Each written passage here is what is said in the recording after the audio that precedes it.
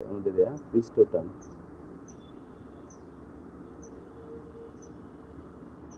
পৃষ্ঠটান আগে সংজ্ঞাটা লিখি, তারপরে ব্যাখ্যায় যাই। কোন তরলের পৃষ্ঠে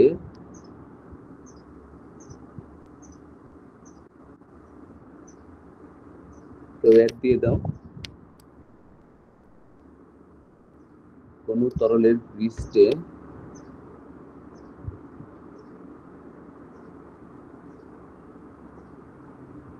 কল্পিত স্যার দিয়ে দিছি স্যার এটা। কল্পিত রেখা দুই পাশে একক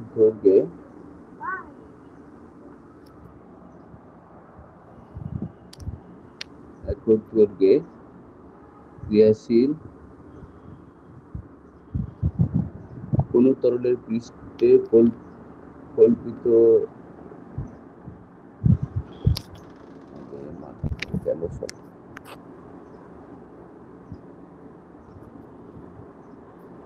রেখা কল্পনা করলে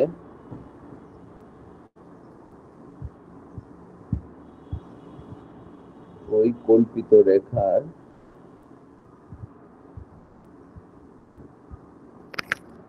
স্পর্শক বরাবর, রেখার লম্ব বরাবর দুই পাশে একক দৈর্ঘ্যে যে বল ক্রিয়া করে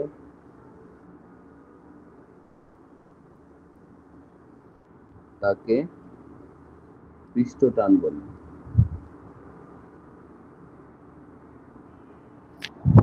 কোন তরলের পৃষ্ঠে রেখা কল্পনা করলে ওই কল্পিত রেখার লম্ব বরাবর দুই পাশে একক দৈর্ঘ্যে যে বল ক্রিয়া করে তাকে পৃষ্ঠটান বলে।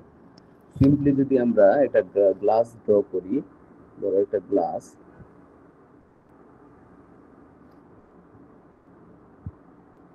তাহলে এটার যদি পানি থাকে, ওই পানির যদি আমরা গ্লাসটার দিকে তাকাই, মনে হবে পানির এই পৃষ্ঠটা, এই যে এই পৃষ্ঠটা আলাদা, ঠিক আছে?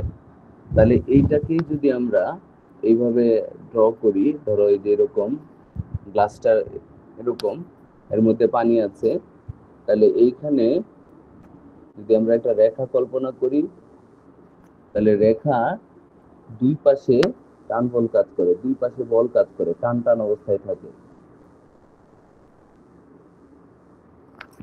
তাহলে দুই পাশে বল কাজ করে, টান টান অবস্থায় থাকে।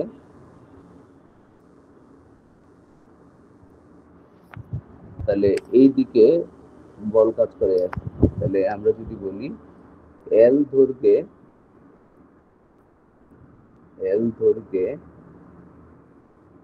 ক্রিয়াশীল বল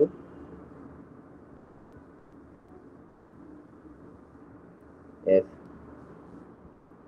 সুতরাং একক দৈর্ঘ্যে ক্রিয়াশীল বল হলো এফ বাই এল। এইটাকে আমরা বলতেছি পৃষ্ঠটান। সুতরাং পৃষ্ঠটান P equal to F by এল।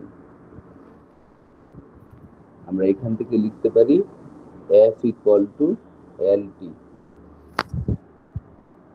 তাহলে পৃষ্ঠটান কিন্তু টান না। পৃষ্ঠটান আর টান বল এক জিনিস না। পৃষ্ঠটান একক দৈর্ঘ্যে কোন রেখার লম্ব বরাবর ক্রিয়াশীল বলকে পৃষ্ঠটান বলে। একক দৈর্ঘ্যে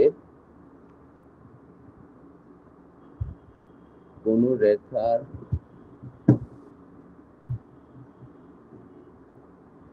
লম্ব বরাবর ক্রিয়াশীল বল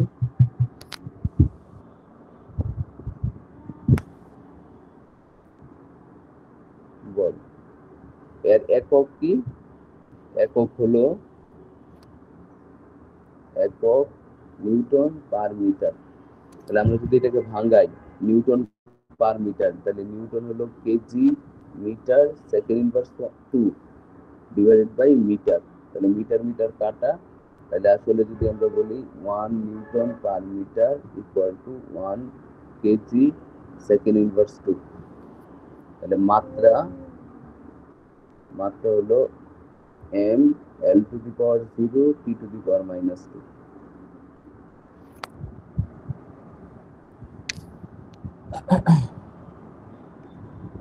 এখন এই পৃষ্ঠটান কেন সৃষ্টি হয় এবং কিভাবে সৃষ্টি হয়, আমরা এইটা বুঝলে একটু হয়তো পৃষ্ঠটানটা কি বা এর সম্পর্কে বিস্তারিত বুঝতে পারবো একটু।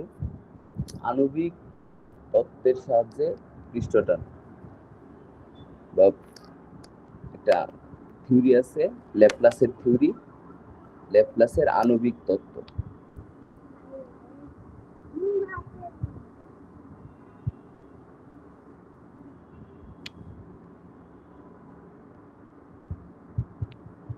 আণবিক তত্ত্ব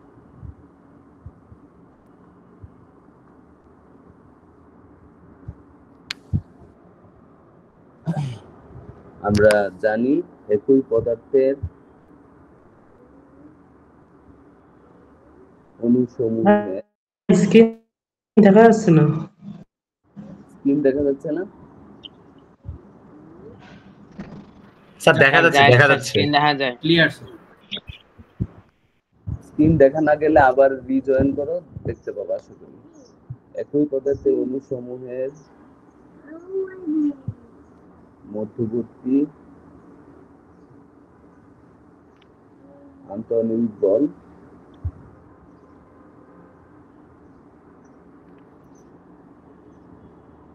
বলকে সংশক্তি বল বলে। আমরা সেটা জানি। এই যে সংশক্তি বল, হ্যাঁ, তাহলে তরলের ক্ষেত্রে বা আমরা যদি তরল পদার্থের অণুসমূহের ক্ষেত্রে এই সংশক্তি বলের একটা পাল্লা পাওয়া যায়। এই সংশক্তি বলের পাল্লা হলো 10 টু দি পাওয়ার -9 মিটার।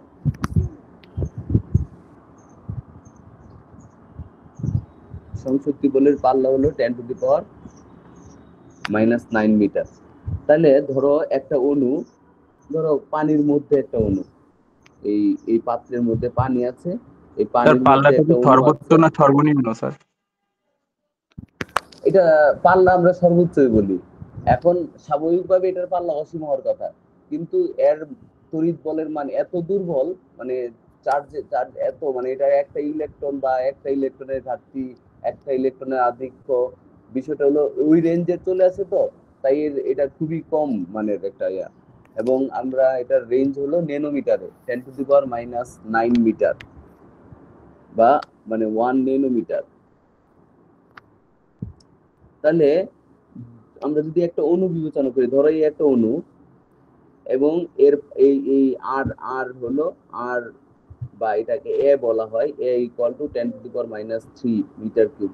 তাহলে এ ব্যাসার্ধের একটা আমরা বৃত্ত, গোলক চিন্তা করলাম, এ ব্যাসার্ধের একটা গোলক, এ ব্যাসার্ধের একটা আমরা গোলক চিন্তা করলাম। তাহলে এই গোলকটা যদি ওই তরলের পদার্থ দ্বারা পূর্ণ থাকে, তরল পদার্থ দ্বারা যদি পূর্ণ থাকে, তাহলে সবগুলা তাকে আকর্ষণ করবে এইদিকে, আবার এই দিকের গুলো তাকে আকর্ষণ করবে এইদিকে, উপরের গুলা উপরের দিকে, নিচের গুলা নিচের দিকে। তাহলে সব দিকে যখন সমান বলে আকর্ষণ করবে, এই অণুর উপর লব্ধি আন্তঃআণবিক বল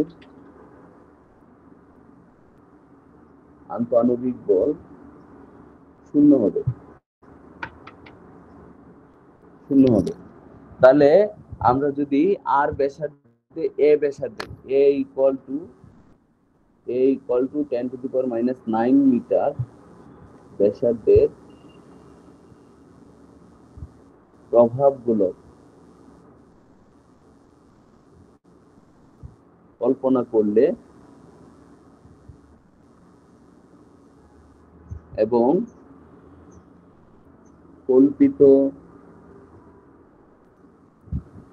গোলকটি তরল দ্বারা পূর্ণ থাকলে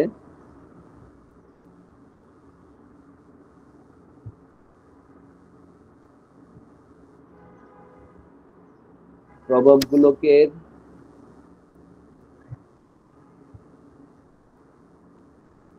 কেন্দ্রে অবস্থানরত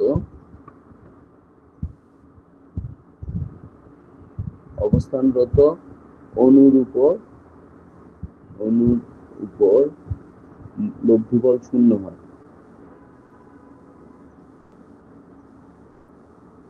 স্যার এটা একটু আরেকবার একটু বলেন স্যার। হ্যাঁ বলবো। তাহলে আমরা যদি এরকম একটা গোলক কল্পনা করি, বা ধরো আমরা এটা একটু বড় করে দেখাই, ধরো আমরা একটা পাত্র নিলাম, আমরা একটা বড় করে দেখাচ্ছি, ধরো এটা পাত্র নিলাম এবং এইখানে এই পানি আছে। তাহলে এইখানে যদি আমরা একটা অণু বিবেচনা করি, এই পানি দ্বারা পূর্ণ, তাহলে এইখানে যদি একটা অণু বিবেচনা করি, দেখো এই অণুটার আমি যদি প্রভাব গোলকটা আঁকি, এই প্রভাব গোলকটা সম্পূর্ণ পানি দ্বারা পূর্ণ। তাহলে এই যে এই দিকের পানির অণুগুলা তাকে এইদিকে টানবে, এই ডাইন সাইডের পানির অণুগুলা এইদিকে টানবে, বাম সাইডের গুলো এইদিকে টানবে, উপরেরটা এইদিকে টানবে। এবং ইন্টারেস্টিংলি আমি যদি এইভাবে একটা তল চিন্তা করি, গোলাকার তল, তাহলে এই যে এরকম যদি আমরা একটা তল চিন্তা করি গোলাকার, তাহলে দেখো এই তল বরাবর কি থাকবে, এই যে এই দিকে যদি বল থাকে, এই উপরের দিকে সব দিকে বল থাকবে। তার মানে যেহেতু এটা পানি দ্বারা পূর্ণ, তাহলে সব দিকে বলের মান সমান আর বিপরীত। একটা বলের মান সমান আর বিপরীত। ইভেন এই যে এই বরাবর, এই যে আমরা এটা চিন্তা করলাম, একটা ক্রস সেকশন চিন্তা করলাম, এই বরাবরও কি হবে, শূন্য হবে। তার মানে সব দিকে সমান মানের বলে টানতেছে, লব্ধি বল শূন্য। এবং ধরো এই হলো প্রভাবগুলো,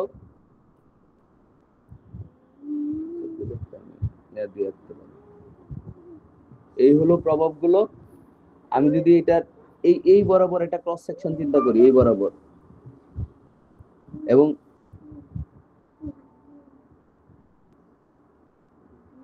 এই বরাবর যদি আমি একটা ক্রস সেকশন চিন্তা করি, তাহলে আমি কি দেখব, এই মাঝখানের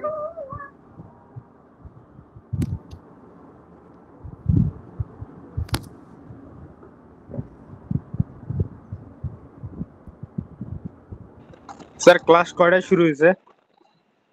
মাত্রা শুরু হয়েছে কিছুক্ষণ আগে। তাহলে দেখো এই অণুটাকে এইভাবেও টানবে, আর এবার এগুলো কি হচ্ছে, স্ট্রাকচার কেন,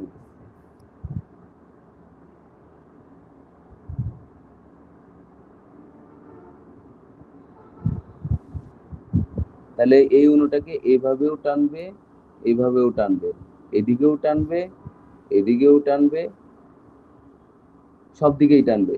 আবার যদি আমি এইভাবেও চিন্তা করি, এইভাবেও একটা ক্রস সেকশন আঁকি, তাহলে দেখো এই বরাবর টানবে, এইদিকে টানবে, এই সাইডে, মানে এমন একটা অবস্থা সৃষ্টি হবে, যেদিক থেকেই যেভাবেই আমি তল আঁকি না কেন, এটা কি পানি দ্বারা পূর্ণ, এবং সব দিকে টান বল, মানে সব একটা ওই কেন্দ্রটাকে বা ওই বিন্দুটাকে কেন্দ্র করে যদি আমি গোলকটা আঁকি, এক পাশে যত বল হবে আরেক পাশে বলের মান সমান বিপরীত হবে, লব্ধি বলটা কি হবে, শূন্য হবে।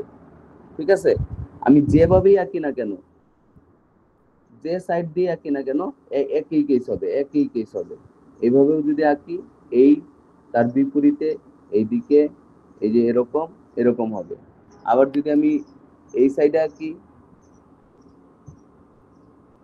সব দিকেই কি হবে,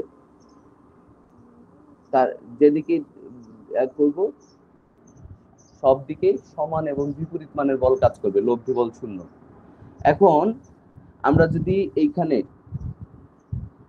ধরো এই যে এই পুরুত্বটা হলো, একটু বড় করে আছে, এই পুরুত্বটা হলো, এই দূরত্বটা হলো এ, প্রভাব গোলকের ব্যাসার্ধের সমান। এর নিচে যদি যে কোনো গোলক আঁকবো, পানি দ্বারা পূর্ণ, পানি দ্বারা পূর্ণ। তাহলে এইখানে লব্ধি বল কত? 0। ঠিক আছে, আমরা যদি এটা এইখানে আঁকি, সেম কথা, পানি দ্বারা পূর্ণ।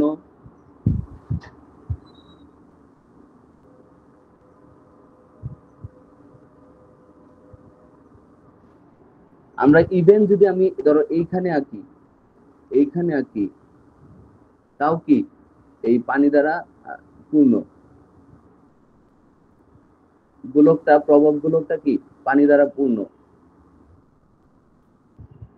কিন্তু আমি যদি এইখানে আঁকি,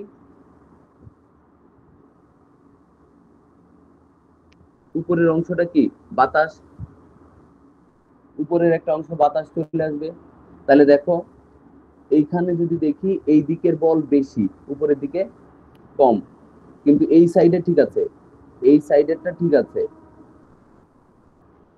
কিন্তু এই যে ঊর্ধ্বমুখী বলটা কম, নিম্নমুখী বলটা কি বেশি। তাহলে এই কণাটার যদি আমরা এই কণাটা বিবেচনা করি, এর নিম্নমুখী একটা বল আছে, এবং এইখানেও এই যে এই কণাটারও F0, কিন্তু এই কণাটার এইদিকে F একটা বল আছে। এবং আমি যদি এইখানে আঁকি একবারে এই পৃষ্ঠে, তাহলে দেখো এই বরাবর যদি একটা তল আঁকি, এইদিকের বল ক্যান্সেল আউট করবে, টান টান অবস্থায় থাকবে। আর এই বাকি অর্ধগোলক যদি আঁকি, এইটাও ফিল আপ থাকবে, এইটাও ফিল আপ থাকবে। আর উপরের দিকে, উপরের অর্ধগোলক কি খালি না? তাহলে পানির পৃষ্ঠে আমরা যদি এই যে আর পুরুত্বের বা এ পুরুত্বের একটা লেয়ার চিন্তা করি, এ পুরুত্বের একটা লেয়ার পাবো, যেখানে নিচের লেয়ারের, একবারে নিচের লেয়ারের অণুটা মধ্যে লব্ধি বল 0, আর উপরের লেয়ারের অণুটার লব্ধি বল সর্বোচ্চ।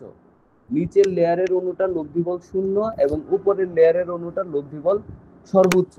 তাহলে এইখানের যে অণুগুলা আছে, ধরো এই যে পানির অণুগুলা আছে, যেখানে এই অণুগুলা এই বরাবর নেট ফোর্স 0, এই বরাবর নেট ফোর্স 0, কিন্তু নিচের দিকে একটা লব্ধি বল আছে, নিচের দিকে একটা লব্ধি বল আছে।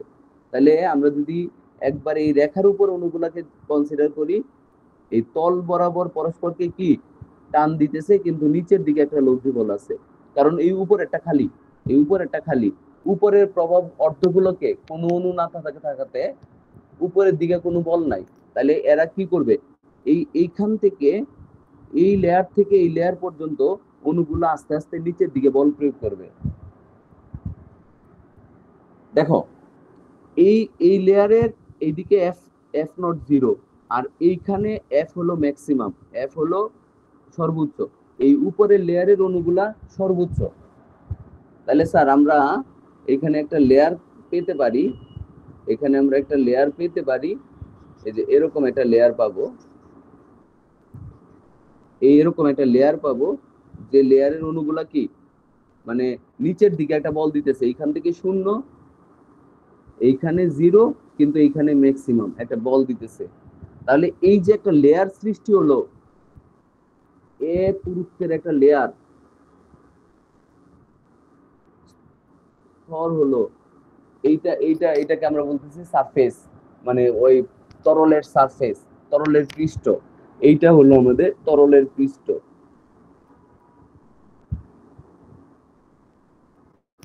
এটা এখন কেমন, এই পৃষ্ঠের অণুগুলার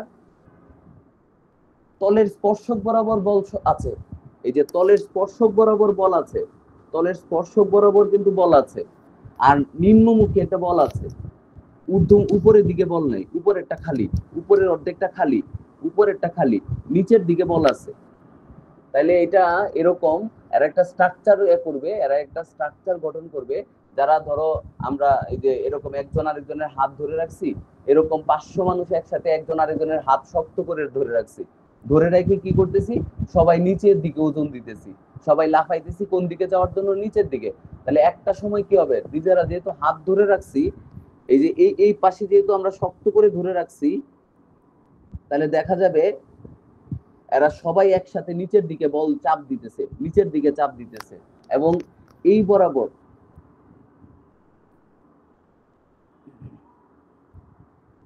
এই যে ধরো স্যার এই তরলের বরাবর, পৃষ্ঠ কি এ পুরুত্বের স্তর পুরোটাই মানে পুরোটা মিলে একটা পৃষ্ঠ ধরবো?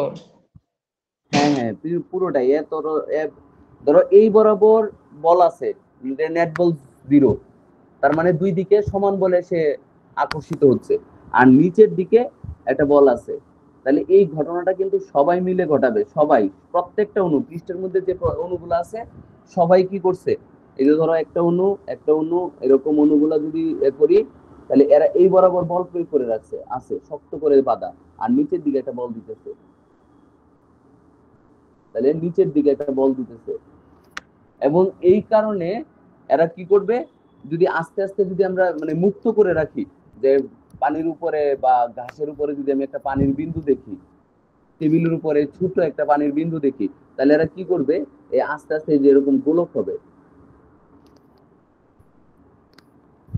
আমরা এই যে এরকম অণুগুলা কি করবে, গোলাকার গোলাকার শেপ ধারণ করে এই এরা কি করবে, সব নিচের দিকে একটা বল প্রয়োগ করার চেষ্টা করবে, নিচের দিকে একটা বল প্রয়োগ করার চেষ্টা করবে, কিন্তু নিজেদের হাত ছাড়বে না, নিজেদের হাত কি, এই যে নিজেদের এই 500 বলটা এটা ছাড়বে না, না ছাড়ার কারণে এদের শেপটা কি হয়ে যাবে,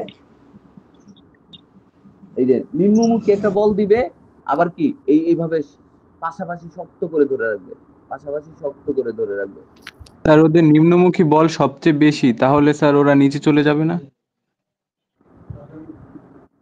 ওরা নিচে, আচ্ছা ওরা নিচে যাইতে চেষ্টা করবে, কিন্তু নিচে ওদের কি বলটা এরকম হবে যে আন্তঃনবিক দূরত্ব কমায় ফেলতে পারবে, আয়তন কমায় ফেলতে পারবে? না স্যার। তাহলে এরা এরা হবে কৌশলী, এরা কিন্তু নিম্নমুখী বলের জন্য এরা এমন বল না যে এখানে আয়তন বিকৃতি ঘটবে, আয়তন বিকৃতি ঘটাতে পারবে না। তাহলে এরা কি করবে, এরা নিজেদের আয়তন মানে আন্তঃনবিক দূরত্ব না কমায়া আয়তন সবচেয়ে কম করার পদ্ধতি খুঁজবে, আর এই জন্য তারা গোলক বা গোলাকার শেপ ধারণ করবে। তারা কিন্তু আন্তঃনবিক দূরত্ব কমাইতে মানে না কমায় আয়তন কমানোর চেষ্টা করবে, এই জন্য ঘনক থাকবে না, মানে সবচেয়ে গোলকের আয়তনটা সবচেয়ে কম। তাহলে আন্তঃনবিক দূরত্ব অপরিবর্তিত রেখে আয়তন কমানোর চেষ্টা করবে, পৃষ্ঠটান এই কাজটা করবে, যেহেতু নিম্নমুখী বল প্রয়োগ করে আয়তন কমানোর চেষ্টা করবে, কিন্তু তাদের আয়তন কমানোর এই যে আন্তঃনবিক দূরত্ব কমানোর ক্ষমতা নাই, কারণ এটা খুব বেশি মানের বল না। ঠিক আছে স্যার আয়তন কমানোর চেষ্টা কেন করতেছে তারা, মানে এতে লাভটা কি? লাভটা হলো পৃষ্ঠের ক্ষেত্রফল কমে যাবে, অণুগুলা কাছাকাছি থাকবে, স্ট্রংলি থাকবে, কেউ তারে সরাইতে পারবে না ওই জায়গা থেকে, লব্ধি বল শূন্য মানে এমন ভাবে থাকবে যেন সে স্থির থাকে, সে মুভ করা না লাগে, কারণ কেউই ছুটাছুটি করতে পছন্দ করে না, সবাই স্থিতিশীল থাকতে চায়, এটা হলো নেচারের ধর্ম। স্যার শেষে যে ইয়াটা দেখাইলেন সেটা হলো কি স্যার, মানে একটা টেবিলের উপর এই নিম্নমুখী বলটা কি স্যার টেবিলের উপর প্রয়োগ হবে? ধরো আমি এই যে টেবিলের উপর একটা ড্রপ রাখলাম, টেবিলের উপর আমি এরকম একটা ড্রপ, তাহলে এরা কি করবে, এই যে আমরা যদি এরকম অণুগুলা চিন্তা করি, তাহলে এই যে অণুগুলা নিজেদের ঠিক থেকে এরা কি করবে, আয়তন কমানো, আন্তঃনবিক দূরত্ব কমাইতে পারবে না, তাহলে এরা এই যে নিম্নমুখী বল প্রয়োগ করে কি করবে, কিন্তু এই যে পাশের দিকে কি, এই যে আমরা যদি এরকম ভাবে লেয়ারটাকে চিন্তা করি, তাহলে পাশের দিকে তো পানি আছে না ক্ষুদ্র জায়গা পর্যন্ত, তাহলে এই অণুগুলা কিন্তু আকর্ষণ মানে নিচের এই বরাবর বল দিয়ে কিন্তু স্ট্রং থাকবে, এই যে এই বলগুলা, এই যে এই 500 বরাবর বল দিয়ে ওরা কিন্তু নিজেদেরকে ধরে রাখবে, এবং একসাথে নিম্নমুখী বল প্রয়োগ করার কারণে এই যে অর্ধবৃত্তাকার বা বৃত্তাকার বা সিলিন্ডার আকৃতি এরকম হওয়ার চেষ্টা করবে।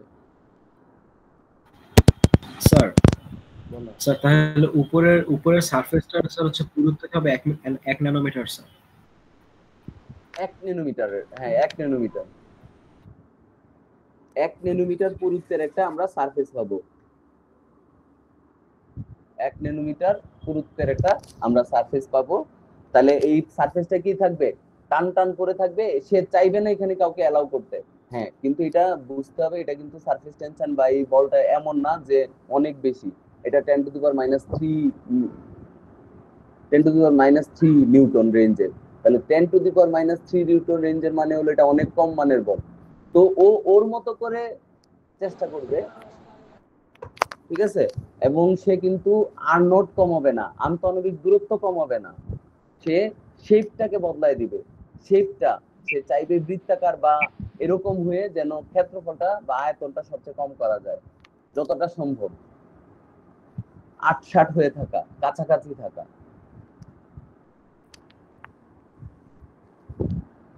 স্যার সকল কেন সর্বদা সর্বনিম্ন বিভব শক্তিতে আসতে চায়? কারণ কেউ শক্তি দেখাইতে চায় না। না, এটা যদি বলো যে মহাকর্ষ বল বা যদি এই আমাদের চ্যাপ্টার 7 এর আন্তঃনবিক বল হলো আকর্ষণধর্মী, তাই না? জি স্যার, হ্যাঁ আকর্ষণধর্মী। তাহলে আকর্ষণধর্মী হলে এরা চেষ্টা করবে সবচেয়ে কাছাকাছি থাকতে, যত কাছে থাকতে চায়। আকর্ষণের কাজ কি? আন্তঃনবিক দূরত্ব কমায় কাছাকাছি রাখা। জি স্যার, এটাই। হ্যাঁ, তাহলে এরা চাইবে সবচেয়ে কাছাকাছি থাকতে। এখন এরা এদের বল অনুযায়ী থাকতে চাইবে। প্রথম কথা হলো এরা কঠিন না, তরল। আন্তঃনবিক দূরত্ব তো এমনিই বেশি, ঠিক আছে? এবং আন্তঃনবিক বল খুব বেশি স্ট্রং না। স্ট্রং হইলে তো আর কঠিন হইতো না, তরল হইতো না, কঠিন থাকতো, ঠিক আছে? স্যার সারফেসের কোনায় যে পানির অণুগুলো আছে ওগুলো তো মাটির কাছাকাছি, ওগুলাই কি আসনজল বল ক্রিয়া করবে না? হ্যাঁ, ওইটার মধ্যে আমরা যেটা দেখি এটা হলো আমরা স্পর্শ কোণ বলি, এটা পরের আলোচনা। তো পৃষ্ঠটানে যখন ওইখানে তো এই বল বা এই যে এই বাতাসের সাথেও তার একটা বল থাকতে পারে, এগুলো আমরা স্পর্শ কোণে আলোচনা করব, অ্যাঙ্গেল অফ কন্টাক্ট, স্পর্শ কোণে। তাহলে আমরা এখানে আন্তঃনবিক স্যার আসঞ্জন বলটা হচ্ছে স্যার সমধর্মী মলিকিউল না? কোনটা স্যার আসঞ্জন বল স্যার শুধু সমধর্মী মলিকিউলের জন্য না স্যার? এটা তো না, সংশক্তিটা সমধর্মী, আর আসঞ্জনটা হলো ভিন্ন পদার্থের অনুসমূহের মধ্যে আকর্ষণ বল। তাহলে স্যার সারফেস টেনশন বা পৃষ্ঠটান কেন সৃষ্টি হয় যদি আমি ব্যাখ্যা করি। আমরা একটা অণু তার চারপাশে একটা যে অঞ্চল জুড়ে আকর্ষণ বলের প্রভাব বজায় রাখে সেটাকে আমরা বলি তার আন্তঃনবিক পাল্লা।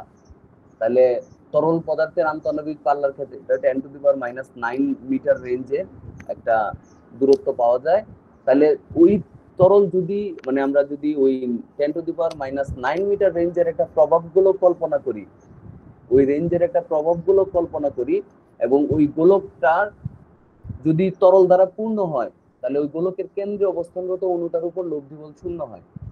তাহলে আমরা যদি পৃষ্ঠের দিকে যাই তাহলে আর পুরুত্বের একটা লেয়ার বা স্তর পাই, ওই স্তরের উপরের পৃষ্ঠগুলার এক পাশ খালি, আরেক পাশে তরল দ্বারা পূর্ণ।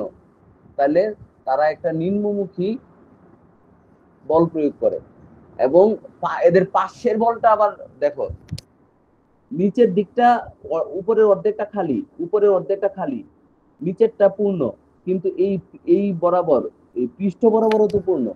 তাহলে এই বরাবর বলটা টান টান অবস্থায় থাকে আর নিচের দিকে একটা লব্ধি বল প্রয়োগ করে। তাহলে এরা সবাই পাশের দিকে একটা স্থির বলে যুক্ত থাকে এবং নিম্নমুখী একটা বল প্রয়োগ করে, যে সারফেসটা তৈরি করে ওইটা টান টান অবস্থায় থাকে, এর জন্য পৃষ্ঠটানটা তৈরি হয়। তাহলে ওইটা টান টান অবস্থায় থাকে। তাহলে যদি আমরা ধরো এরকম একটা চিন্তা করলাম, এই যে ধরো একটা কল্পিত রেখার উপর আমরা এটা চিন্তা করলাম, অণুগুলো এইভাবে আছে। তাহলে দেখো এই বরাবর বল আছে, এই বরাবর বল আছে, এই বরাবর, আবার এই বরাবর,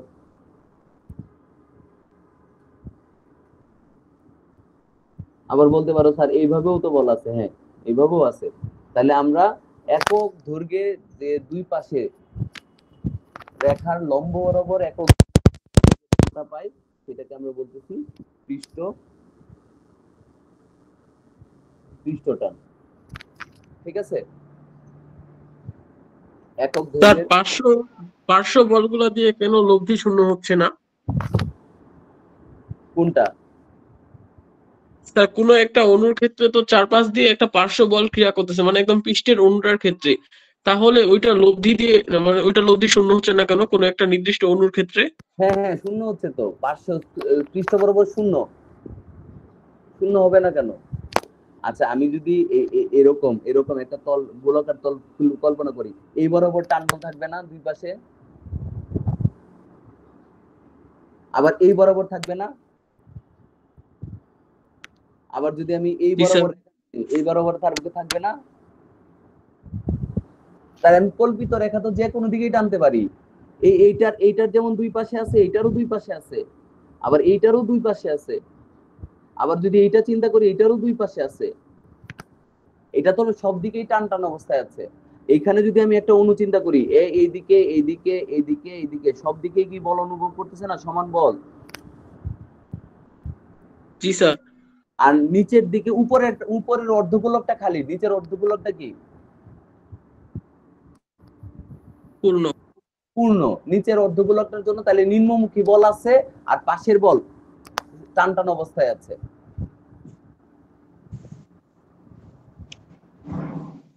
স্যার আমরা তো এতক্ষণ যেটা দেখলাম যে নিচের দিকে একটা বল ক্রিয়া করে, কিন্তু স্যার পৃষ্ঠটানে তো আমরা দেখতেছি যে তলের স্পর্শক বরাবর, তাহলে তো সেটা নিম্নমুখী বলটা তো এখানে আসলো না। কোনটা? স্যার একটু আগে যেটা দেখাইলেন যে নিম্নমুখী একটা বল থাকে, হ্যাঁ, কিন্তু স্যার এখানে তো আমাদের পৃষ্ঠ বরাবর বলটা আসলো, মানে নিম্নমুখী বলটা তো আসলো না। আচ্ছা এটা এটা এই যে এরকম ধরো তোমরা এই 5 জন দুই হাত ধরে একটা গোল সার্কেল বানাইলা, হ্যাঁ ঠিক আছে। এখন এই 5 জন ওজন নিচের দিকে কাজ করবে।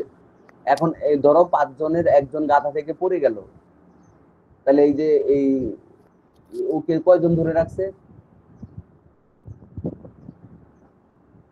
4 জন স্যার। নেই হিসাবে তো ওর দুই হাত 2 জন ধরে রাখছে না? তাহলে যখন ওর বলটা নিচের দিকে কাজ করবে, তাহলে হাতে টান পড়বে কি, ওই দুজনে টান পড়বে না? জি স্যার। তাহলে টান বলতো ওই পৃষ্ঠ টান তো এইটাই হবে না, যে ওরা টান টান করে ধরে রাখছে, তাহলে এই যে ওরা পাশে ধরে রাখছে আর নিচের দিকে একটা বল কাজ করতেছে, তাহলে ওরা কি নিজেদের হাত ছেড়ে দিবে? না স্যার, এটা টান অনুভব করবে।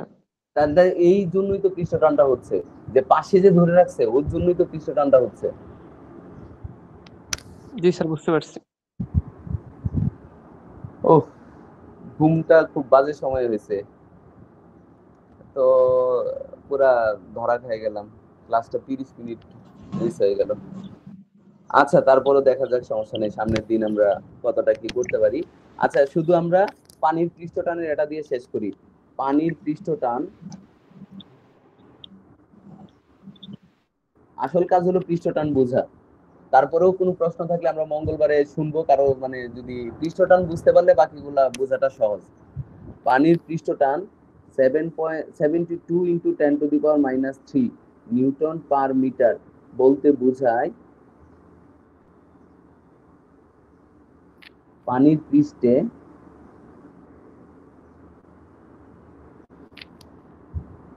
এক মিটার দৈর্ঘ্যের একটি রেখা কল্পনা করলে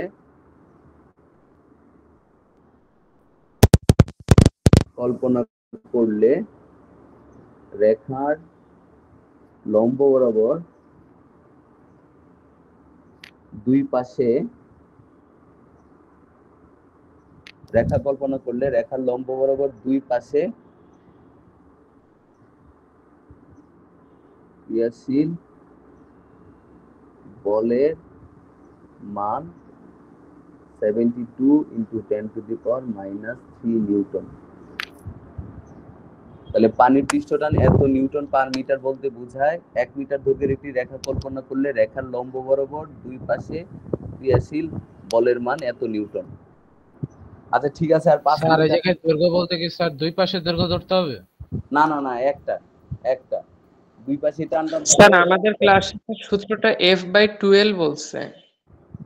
না না না, f/12 অন্য ক্ষেত্রে, যদি লেয়ার দুইটা থাকে। এফ বাই টুয়েলভ না, এফ বাই এল।